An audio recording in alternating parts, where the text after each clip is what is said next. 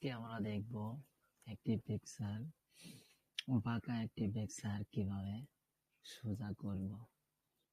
সোজা করে সেটির ব্যাকগ্রাউন্ডটি চেঞ্জ করে দিব। বুঝতে পারবে না কেউ যে এটি বাঁকা পিকচার ছিল। এই জন্য আমরা আমাদের পিসিতে ফটোশপ 7 ওপেন করে নিচ্ছি।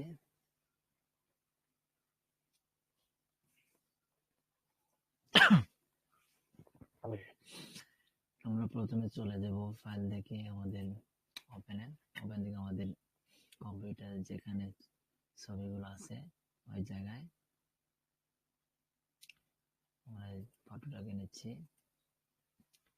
আমরা দেখতে পাচ্ছি যে এখানে দুইটি পিকচার দেখা যাচ্ছে, পিছনে আরেকটি আছে।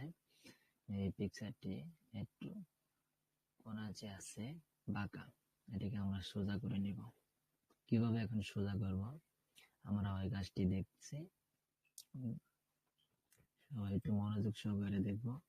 আমরা প্রথমে এই পেন টুলটি ব্যবহার করব। দিয়ে আমরা এভাবে আরো অনেক আগে ভিডিও অনেকগুলো দেখানো হয়েছে আমরা কিভাবে কাটবো ধীরেভাবে, বিস্তারিত দেওয়া আছে। যে আপনারা কেউ না দেখে থাকেন তাহলে আমার আগের ভিডিওগুলো দেখে নেবেন, তাহলে কাটিনে কোনো সমস্যা হবে না।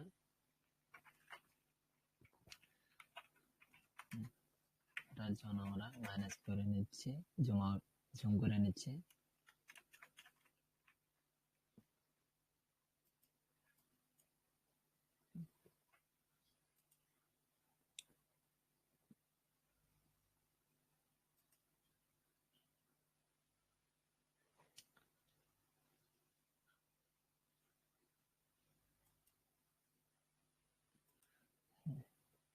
তবে সুন্দরভাবে কাটবেন।